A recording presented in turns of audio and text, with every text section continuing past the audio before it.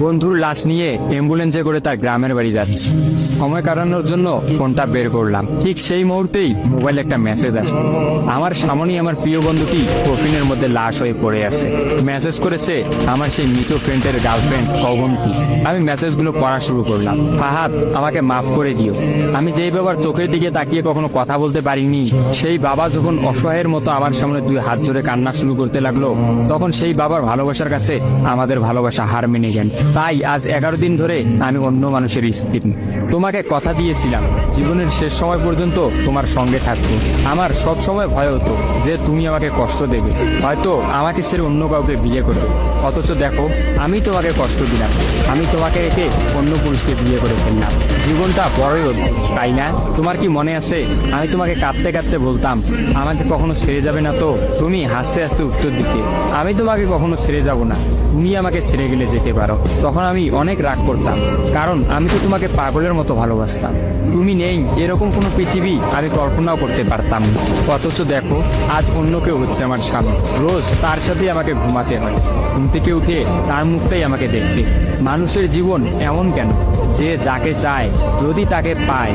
প্রকৃতির তাতে কি এমন আসে যায়? কেনই বা প্রকৃতি তাদেরকে কাঁদায়? হুট করেই সবকিছু হয়ে গেছিল, তাই আমি ইচ্ছে করেই তোমার সাথে যোগাযোগ বন্ধ করতেই আমার নাম্বারটা বন্ধ করলাম। বিয়ের দিন ভাইয়ের ফোন হাতে নিয়ে আমার ফেসবুক আইডিটাও ডিলিট করে দিলাম। তুমি অনেক কষ্ট পেয়েছো আমি জানি, যার সঙ্গে সারা জীবন কাটাবো ভেবেছিলাম তাকেই শেষমেশ কষ্ট দিলাম।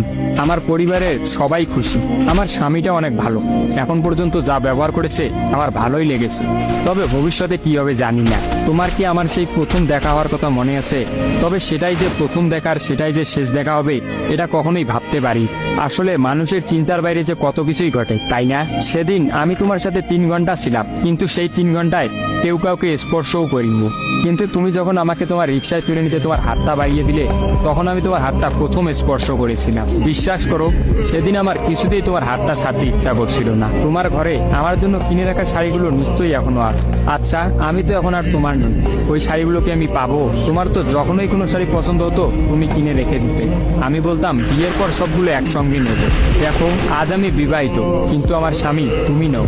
আমি এমনটা কখনোই চাইনি। নিজের পছন্দের একটা মেয়েকে বিয়ে করে নিও, তারপরে শাড়িগুলো তাকে দিয়ে দিই।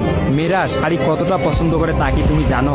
যদি না জেনে থাকো তাহলে বিয়ের পর তোমার বউকে দিয়ে উপলব্ধি করে নিও। তোমার সাথে আমার অনলাইনে পরিচয়, তাই চিন্তা করেছি কোনোদিনও বেঁচে থাকতে আর অনলাইনে যাব না। আমার নাম্বারটাও বন্ধ করে দিয়েছি। আজকের পর থেকে আমাদের আর কোনোদিন কথা হবে না। তোমার কাছে একটা অনুরোধ, যদি চলার পথে আমাদের কোনোদিন দেখা হয়ে যায় তাহলে প্লিজ তুমি অচেনা হয়ে চলে যেও।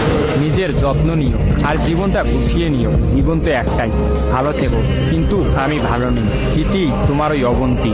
সবগুলো মেসেজ একত্রে পড়লাম। আমার সামনে চিরনিদ্রায় শুয়ে আছে ফাহাদ। অবন্তী পরপর 5 দিন অনলাইনে আসেনি এবং ফাহাদের সাথে কোনো যোগাযোগ করেনি। তখন এক রাতে অফিস থেকে ফিরে ফাহাদ রাগ করে তার ফোনটা আসার গিয়ে ভেঙে ফেলে। ভাঙা মোবাইল আর ঠিক করা হলো না। ফাহাদ তার সিমটা আমার ফোনে ইনস্টল করে।